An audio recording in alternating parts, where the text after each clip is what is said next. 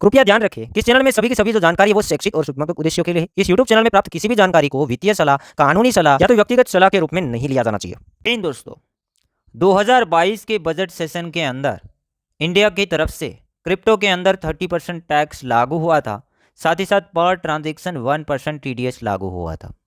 उसके बाद हमने सोचा कि 2023 के बजट के अंदर कुछ हमें राहत मिल सकती है, बट 2023 के बजट के अंदर कोई राहत नहीं मिला, वैसा का वैसा ही रहा। टैक्स भी उतना रहा, TDS भी उतना रहा। प्लस पॉइंट ये है कि गवर्नमेंट हमें लॉस के ऊपर सेट ऑफ नहीं दे रही है।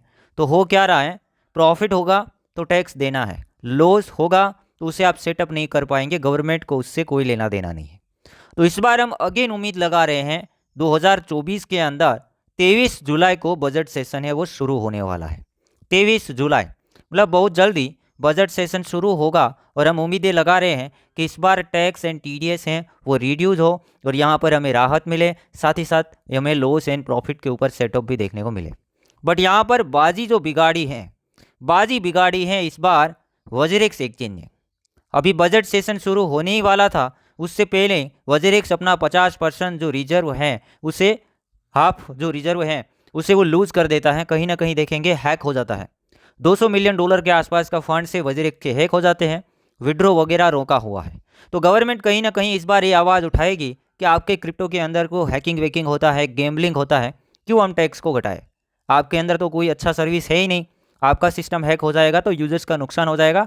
टैक्स सिस्टम घटने के लिए चांसेस इस बार कम कर दिए यहाँ पर वज़ीरेक्स एक्सचेंज की वजह से, क्योंकि ये न्यूज़ सामने आई। देख लेना बजट सेशन के अंदर सबसे पहले ये लोग जो गवर्नमेंट वाले लोग हैं वो वज़ीरेक्स को कवर करना शुरू करेंगे कि वज़ीरेक्स का इतना ज़्यादा यूजर्स का फंड लूज हुआ है, कहीं ना कहीं ये फंड से वो हैक हुआ है, तो अब टैक्स कहाँ से हम घटाएंगे? अच्छी चीज़ तो होनी चाहिए।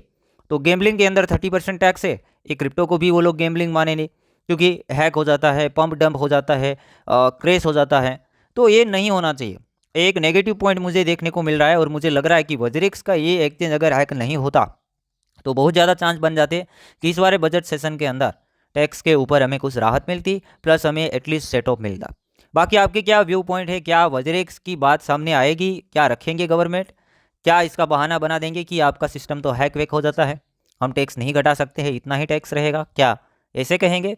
या तो फिर इसे इग्नोर करके टैक्स को रिड्यूस करेंगे? आपके दिमाग में क्या चल रहा है? बाकी आप नोट करके रखिएगा, जैसे बजट सेशन के अंदर टैक्स लागू हुआ था उसी तरीके से 2022 में लागू हुआ था। 1 फरवरी को बजट पेश किया गया था। फिर वहीं इसी के अंदर निर्मला सीतारमन जी जो कि हमारे इंडिया के फाइनेंस मिनिस्टर हैं और अभी भी निर्मला सीतारमन जी फाइनेंस मिनिस्टर है, तो उन्हीं ने टैक्स को इंट्रोड्यूस किया था।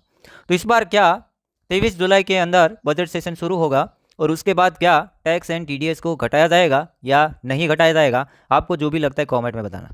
बाकी इस वीडियो को लाइक करना, अपने दोस्तों के साथ शेयर करना कि 23 तारीख को बजट शुरू हो रहा है और बजट सेशन के अंदर ही टैक्स के बारे में डिसीजन लिए जाते हैं। अगर घटाना हो तो भी बजट सेशन में ही होगा, अगर बढ़ाना हो या तो किसी में टैक्स लागू करना हो तो वो भी बजट सेशन में बातें होगी। बाकी इस बार आप क्या सोच रहे हैं कमेंट में बताना।